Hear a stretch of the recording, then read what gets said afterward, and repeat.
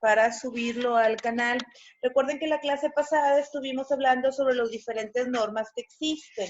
Hubo personas que les faltó, a bastante gente, le faltó tarea. No me mandaron todo completo. Y la verdad no entiendo por qué no me mandaron todo completo, ya que les dije muy bien. Recuerden que si tienen dudas, pueden volver a checar la clase en YouTube y ahí no tiene por qué haber ningún tipo de problema, porque ahí están revisando otra vez. Bueno, hubo algunas personas que les faltó. Ay, estos niños, caninos. Permítanme.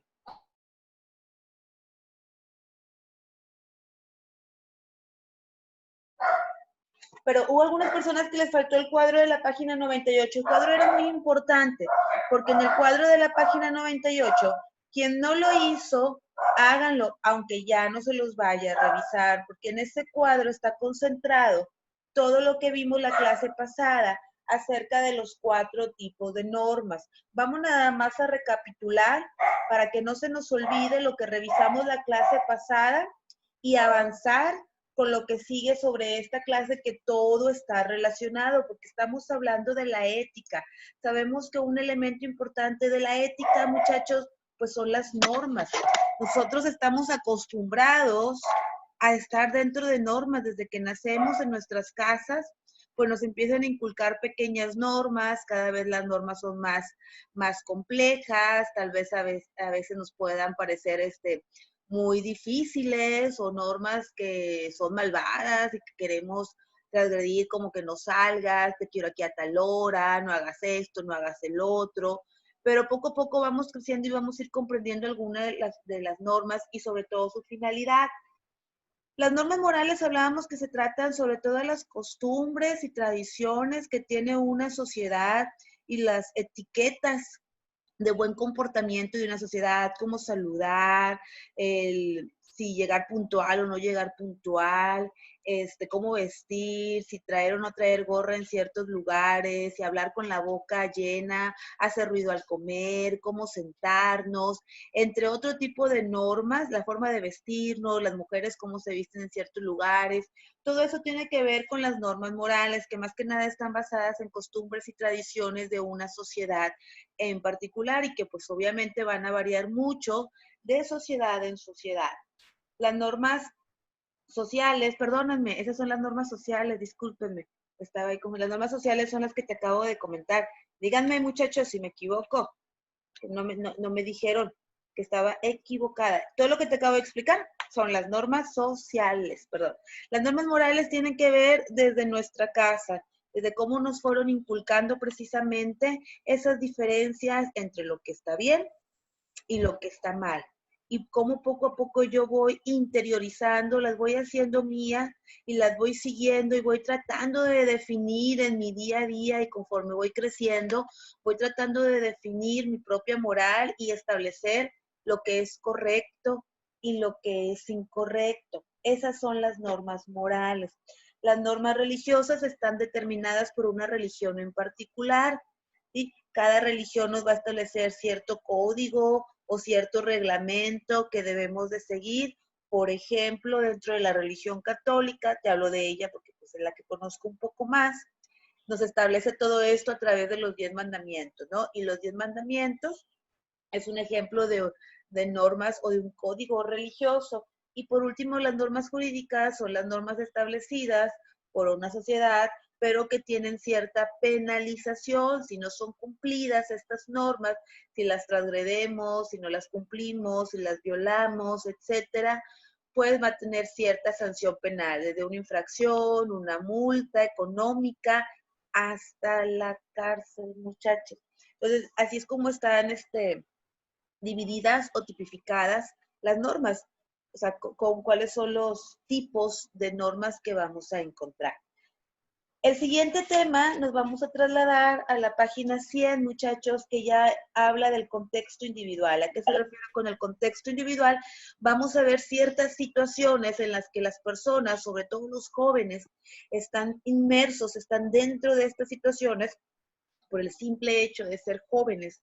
Y cómo tú como joven, qué herramientas y qué recursos tienes Cuando me refiero a herramientas y a recursos, me refiero qué moral tienes, qué tan fuerte y enraizada, qué tan profunda la raíz de tu moral tienes, de tus principios, de tus valores, de tu forma de pensar, porque todas estas herramientas que te acabo de mencionar son las que te van a ayudar a enfrentar las diferentes problemáticas que ahorita vamos a ver, que las podemos vivir todos, pero en los jóvenes lo hablamos más, muchachos, porque ahorita ustedes están en una etapa, digamos, más vulnerable, más susceptible. ¿A qué me refiero con vulnerable y a qué me refiero con susceptible? Que son un poquito más fáciles de que caigamos en algún tipo de situación o que caigamos en algún tipo de malinformación y nos dejemos llevar por esa situación. Y si no tengo bien establecida mi moral, mis valores, mis principios, una ideología bien clara, una forma de pensar bien precisa, pues me puedo ir con las malas, como decimos, con las malas influencias. Voy a pasarte una presentación. Quiero que interactúen, quiero que comenten, quiero que digan algo. Parece que estoy hablando yo sola aquí. No sé si me escuchan, si no me escuchan, si está bien, si está mal. Están dormidos y nada más prendieron el Zoom o se fueron a comer o yo qué sé. Sí están aquí, ¿verdad? ¿Sí me están escuchando? Sí, maestra. Sí, profe. Muy bien. Gracias. Eric dijo que sí, Zul también, Aldair también. Ok, perfecto. Pato también. Bueno, déjenme abro la presentación que les tengo preparada. Vamos a verla y terminando la clase, ya saben que subo la clase y también les comparto la presentación por WhatsApp. A los chicos de contador les comparto la presentación a través de Jenny y a través de Karen. Les comparto la presentación para que sus compañeras se las haga llegar. ¿Ok? A ver. Está abriendo aquí esto. Vamos a ver. Dame unos segunditos para empezar a compartir. Listo. Ya ven mi presentación, ¿verdad? Sí. Sí. Vamos a ver la cuestión del contexto individual, lo que te decía, ciertas situaciones que se van a ir presentando o que yo como joven, como adolescente o como un joven adolescente, muchos de ustedes ya empiezan a entrar a una etapa nueva que es el joven adolescente, 18 años, 19, 20 años, que puedan tener y empiezan a entrar a otra etapa de la vida. Vamos a ver las decisiones autónomas contra o versus las decisiones heterónomas, que es una y que es la otra. Se me olvidó que tenía clase hace 10 minutos. ¿Cómo que se le olvidó, chinchero? No, Ya voy a está bien acabar. el libro que Adriana. Ya esta es la última diapositiva, Karen. Ya acabé. Maestra. Pero ahorita la ve en YouTube, no se apure. Y le da like. Ajá, ya sé. Y se suscribe, por favor. Hay que suscribirse. Bueno, vamos a ver la moral. Si tú te acuerdas, algunos sí se van a acordar, otros no se van a acordar.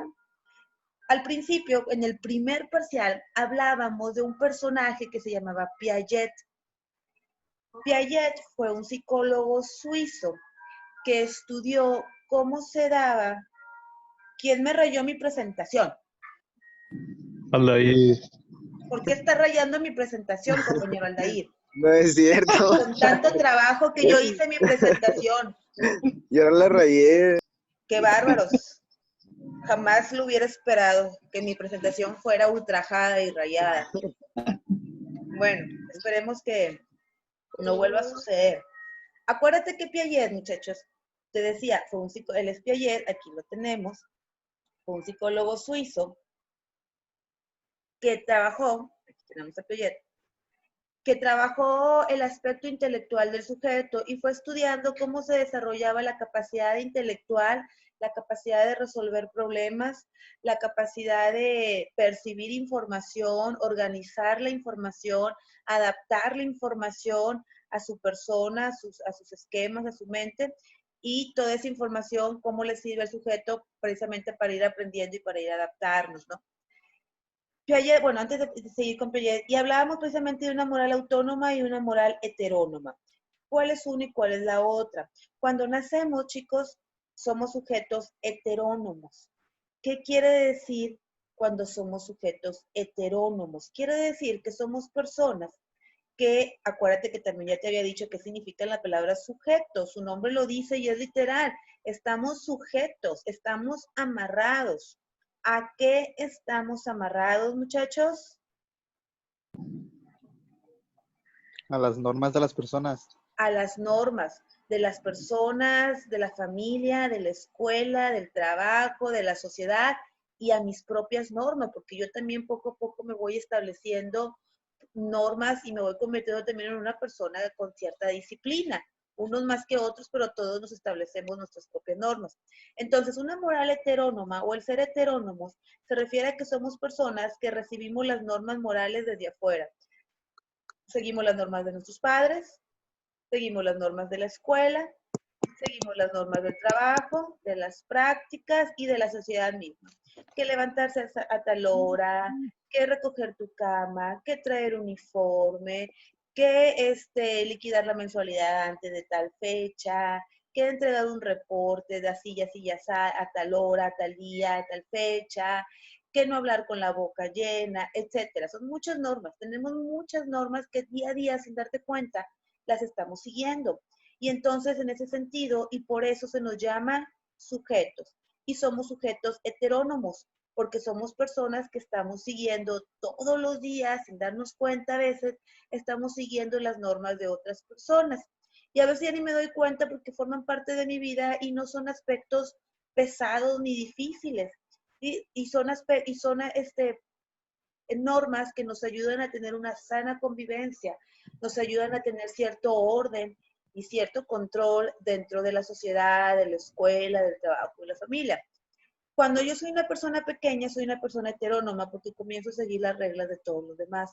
Pero conforme voy creciendo y voy madurando, poco a poco comienzo a ser una persona autónoma y empiezo a valerme cada vez más un poquito por mí mismo. Ya no dependo de que me den de comer, de que me digan qué me tengo que poner.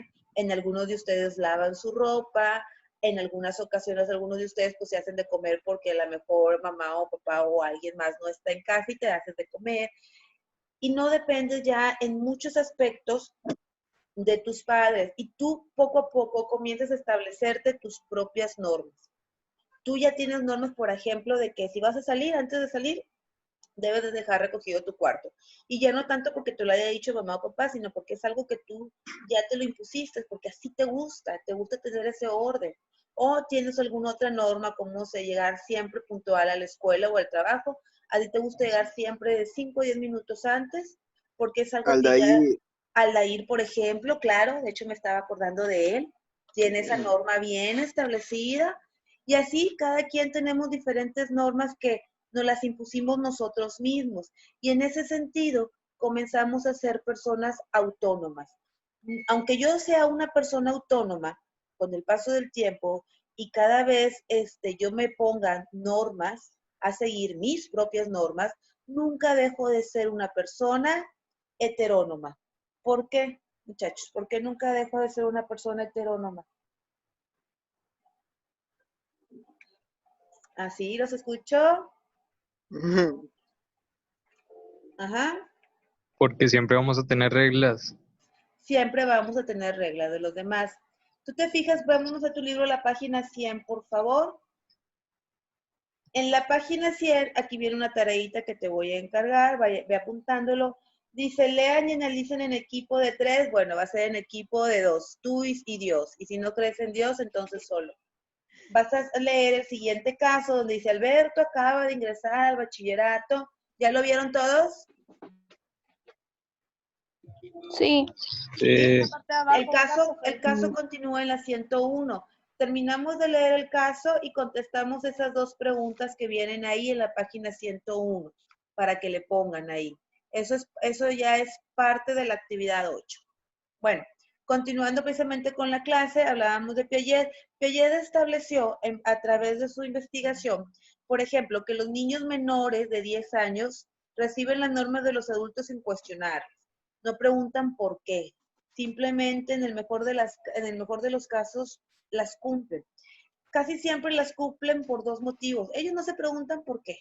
Nada más las cumplen. Y las cumplen por dos razones. Una, para evitar un castigo, porque le dicen, si no haces eso, te voy a regañar, te voy a castigar, te voy a dejar sin esto, sin el otro, ¿no?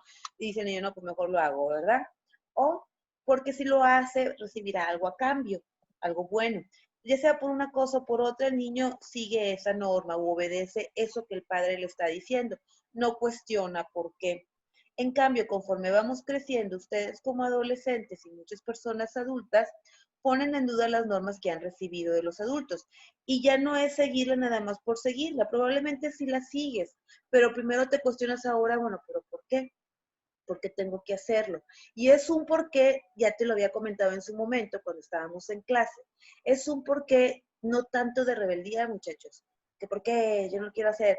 No, en el mejor de los casos es un porqué reflexivo, de entender por qué tienes que seguir esa norma, cuál es la finalidad, qué te vas a beneficiar a lo mejor tú al momento de seguir esa regla que te están diciendo.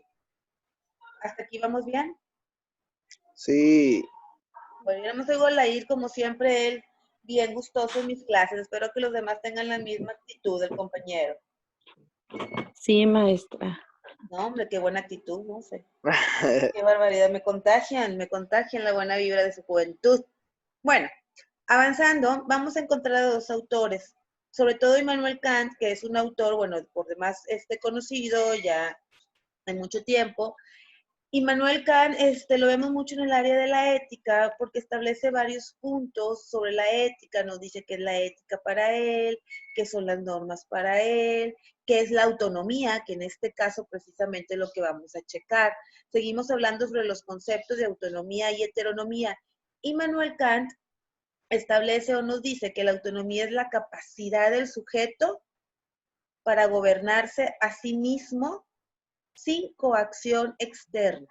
Fíjate bien, la capacidad del sujeto, el sujeto ya tiene la capacidad cuando logra desarrollar la autonomía, porque recuerda que no nacemos siendo autónomos, lo vamos a ir adquiriendo conforme vamos creciendo, vamos teniendo experiencias y sobre todo vamos madurando para aprender a ser una persona autónoma. Es esa capacidad de las personas para gobernarnos. No necesito que nadie me gobierne, yo me gobierno a mí mismo sin coacción externa. Y aquí te puse que es coacción, por si no entendemos. La coacción, muchachos, es cuando hay cierto poder por parte de otras personas o gobierno, y ese poder lo utilizan para hacer que las personas las obliguen a la fuerza, a través de la fuerza o a través de la violencia, obligan a las personas a hacer algo. Es como si ahorita viniera una persona de gran autoridad y nos diga, ¿sabes qué? Si no haces esto, tu familia la va a ver muy mal, ¿no? O típico del crimen organizado, de que si no haces esto, pues te va a ir mal a ti y a toda tu familia, ¿no? Y entonces tú llegas a hacer esa acción, pues siendo obligado, porque no te queda otra opción, porque si no lo haces, vas a sufrir tú, o va a sufrir tu familia, o van a sufrir ambos, y es algo que tú no deseas, y entonces lo haces. Entonces, esa manera en que fue obligada la persona se dice que se está utilizando la coacción, es decir, la fuerza o la violencia. Pues Immanuel Kant dice que las personas pues somos capaces de gobernarnos a nosotros mismos sin que nadie nos esté violentando y nos esté amenazando para que hagamos las cosas. Si alguien me amenaza para hacer algo, ya no soy autónomo, porque ya no me estoy basando en mi propia capacidad. Estoy haciendo algo a partir de que estoy siendo amenazado. ¿Me explico? Sí, ¿Sí? Eso Sí, es autonomía para Immanuel Kant. No muy lejos de lo que dice Immanuel Kant está este filósofo actual, Gustavo Escobar, y nos separa precisamente los conceptos. Nos habla de decisiones autónomas y nos habla de decisiones heterónomas. Las decisiones autónomas pues vienen de la propia voluntad del sujeto, lo que nos dice Immanuel Kant también, es la capacidad del sujeto de gobernarnos a nosotros mismos. Es nuestra propia voluntad, lo que yo quiero hacer, son mis decisiones, sin que nadie me obligue, me orille, me amenace, me amedrente para hacer algo. Si en el momento en el que yo hago cierta cosa porque alguien me está obligando, porque si no lo hago se va a enojar conmigo, me va a dejar, me va a cortar, me va a esto, me va a el otro, no estoy tomando una decisión completamente autónoma porque me estoy dejando llevar por ciertas situaciones. ¿Sí? Tiene que ser mi propia voluntad. A diferencia de las decisiones heterónomas, el sujeto está limitado por hechos, ideas o mandatos externos, ¿no? Hay alguien que de cierta manera le dice qué es lo que tiene que hacer, o le dice el típico de que, pues, tú sabes, y en ese tú sabes dices, ay, caray, o sea, te lo dicen con un tono que ay, te da miedo tomar la decisión, ¿no? Y te basas mejor en lo que la otra persona te decía, porque si no te va a ir mal, ¿no?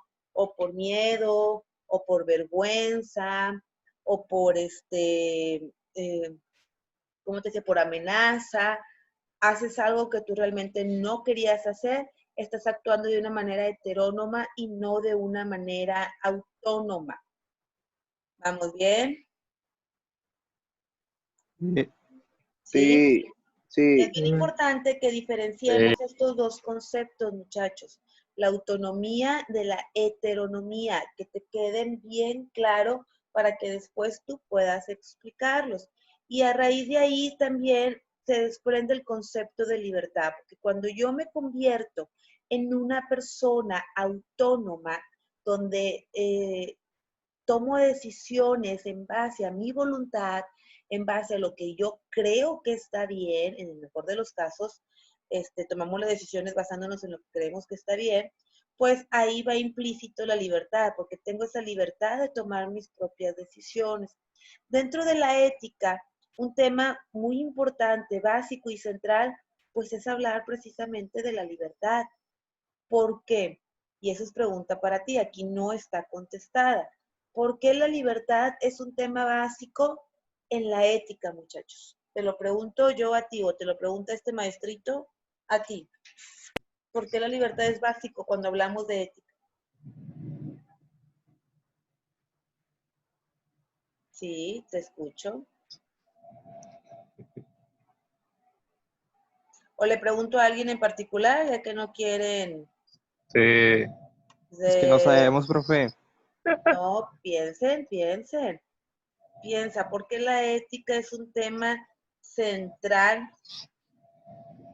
Perdón, ¿por qué la libertad es un tema central en la ética? ¿Usted qué opina, compañero? Ya dije que va a ser hombre. Compañero Michelle, Daniel. perdóneme. Eh, Daniel, ¿qué Porque opina? cada quien tiene su forma de pensar, entonces, cada quien tiene su forma de pensar, entonces cada quien tiene una ética diferente. Es cierto, bueno, cada quien tiene una ética diferente y cada quien tiene su forma de pensar. ¿Y qué tiene que ver? No solo es pregunta para Daniel, sino para todos. ¿Y qué tiene que ver la forma de pensar con la libertad?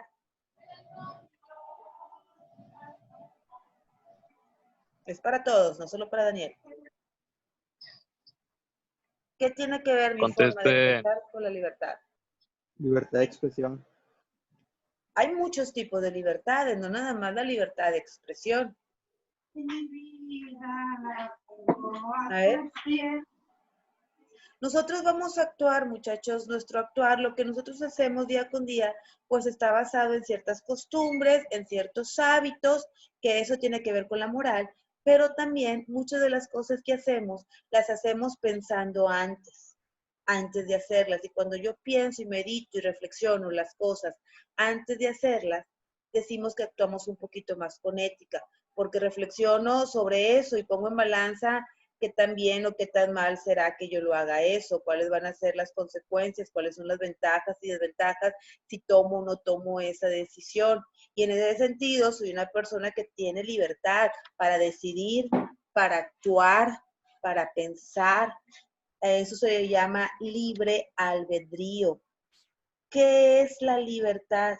Es la capacidad, ¿sí? Fíjate bien, es una capacidad que todos tenemos de elegir entre dos o más posibilidades. Entonces tengo estas dos opciones, medito, analizo, en el mejor de los casos hacemos eso, sus ventajas y desventajas, para poder tomar la mejor decisión según yo. es una capacidad, es una facultad. Facultad quiere decir lo mismo, capacidad propia del ser humano. Es decir, los seres humanos tenemos este valor y este derecho de libertad. Todos los seres humanos tenemos esa libertad porque se supone que tenemos la facultad para pensar y tomar las mejores decisiones y entonces podemos hacer un buen uso de la libertad. Cosa diferente en los animales, por ejemplo, digamos que ellos no poseen este tipo de libertad porque no tienen la capacidad de pensar y de decidir la mejor opción.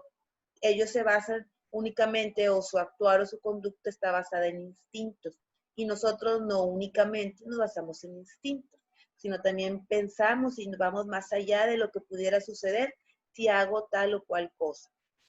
Ligado al concepto de la libertad, pues obviamente se encuentra responsabilidad, porque si yo decido hacer algo y ya chequé y sé y estoy consciente de cuáles son las consecuencias de la decisión que acabo de tomar, entonces soy responsable de ello, me tengo que hacer responsable de ello. Y eso es algo que yo te recalco mucho en clases, muchachos, cuando yo te digo, a ver, tú tomaste la decisión de no hacer la tarea. No vengas ahora a que quieras que yo te ponga un trabajo extra porque no alcanzaste a pasar. Hazte responsable de tu decisión.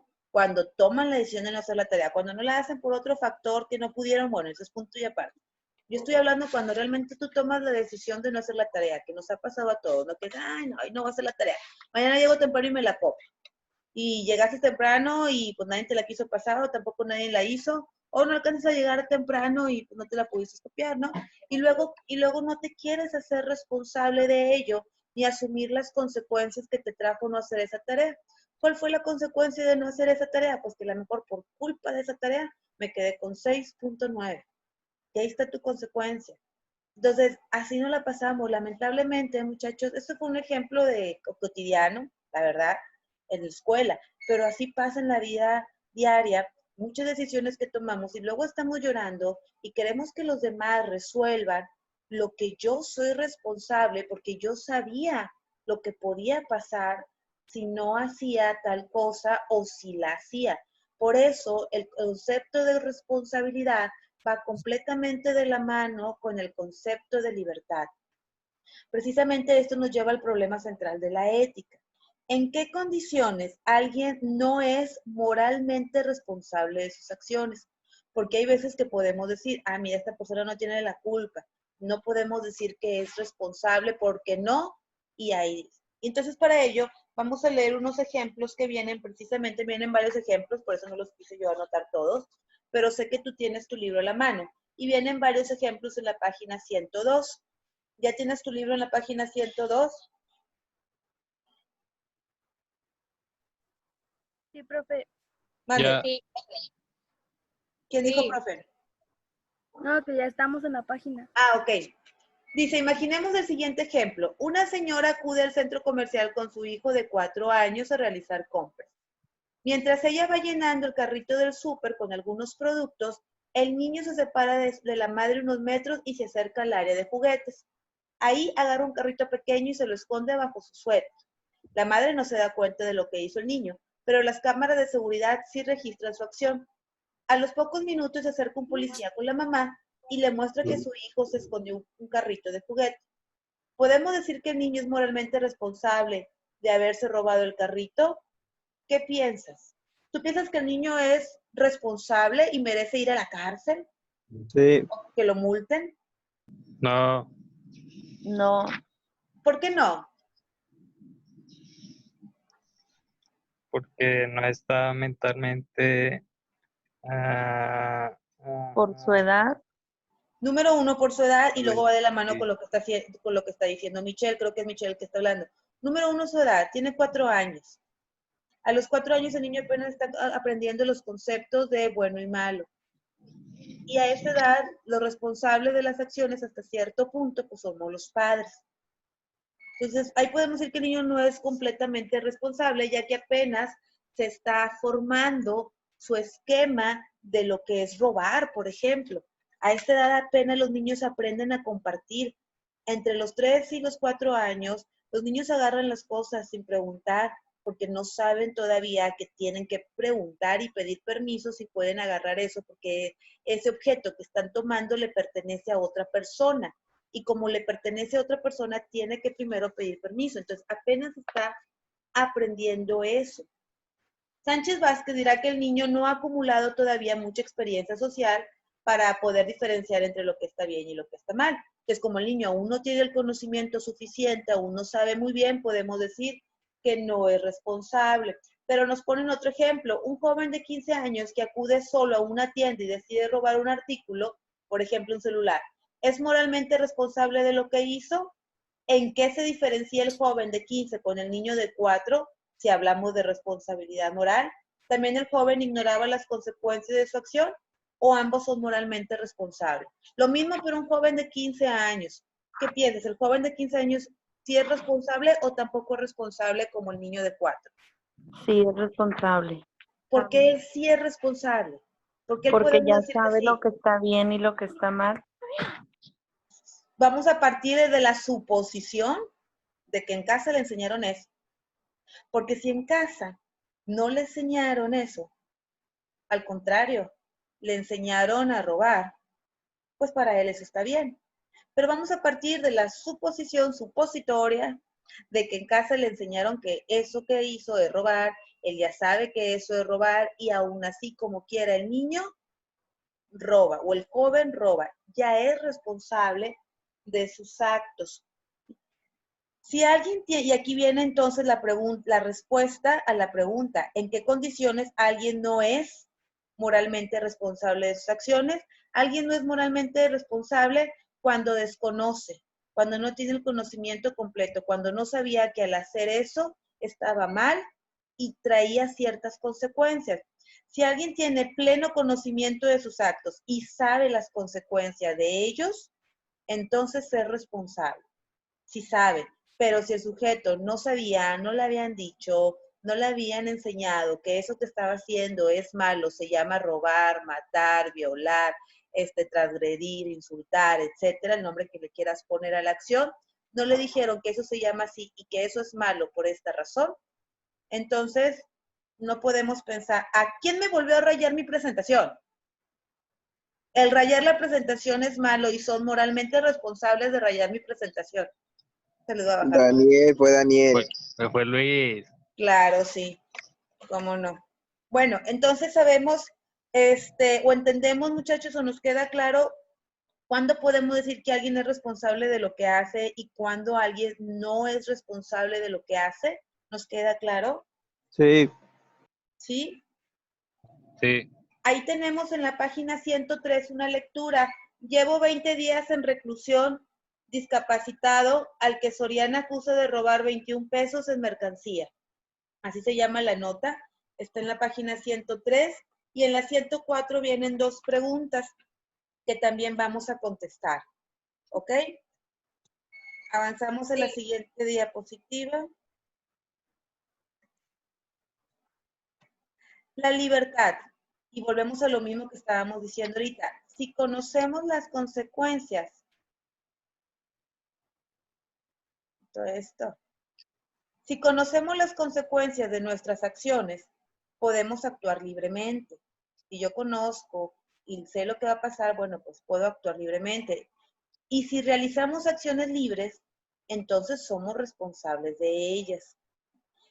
Y entonces vamos a ver que existe, a partir de esto, vamos a determinar cuándo una persona también es responsable de lo que hace y cuándo no. Hay dos tipos de coacciones. Acuérdate que la coacción es cuando veíamos que hay alguna fuerza o cierta violencia que obliga a una persona a hacer algo que no quiere. Y en ese sentido, no podemos decir que la persona es responsable porque fue obligada o fue orillada a hacer algo. Está la coacción exterior y la coacción interior.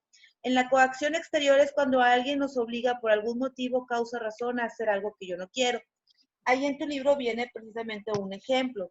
Un conductor se ve obligado a girar el auto para no atropellar a una persona que estaba ahí parada en medio de la calle ebria y gira el auto completamente.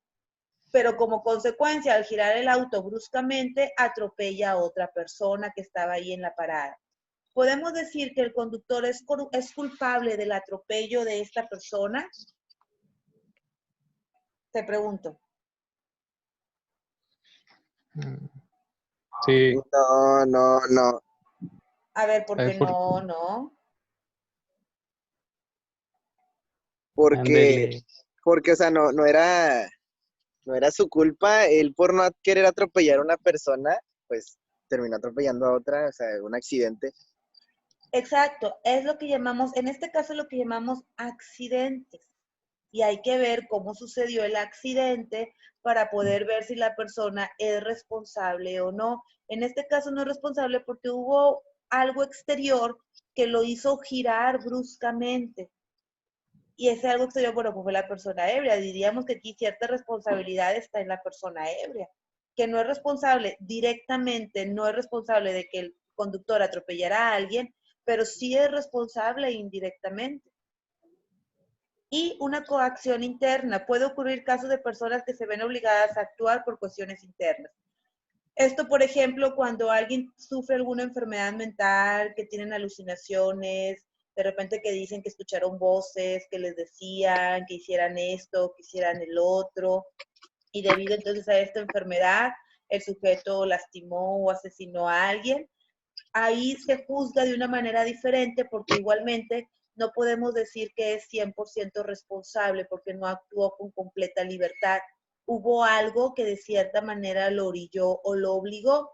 O el ejemplo que viene en tu libro donde nos habla que una persona es mitómana. Los mitómanos es una enfermedad donde las personas roban las cosas sin querer. Ahora sí que es esa enfermedad que los impulsa a agarrar algo, aunque ellos no lo quieran, ¿no?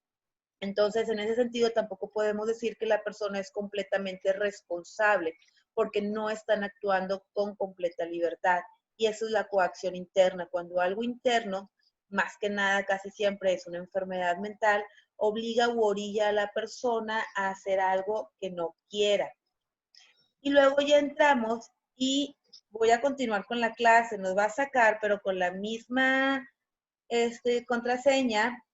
Vamos a entrar porque ya voy a acabar y nada más quiero checar estos puntos, ¿ok? Entonces voy a terminar la sesión y voy a comenzar otra para que se vuelvan a conectar, muchachitos, ¿ok? Ok. Entonces nos vemos en unos segundos.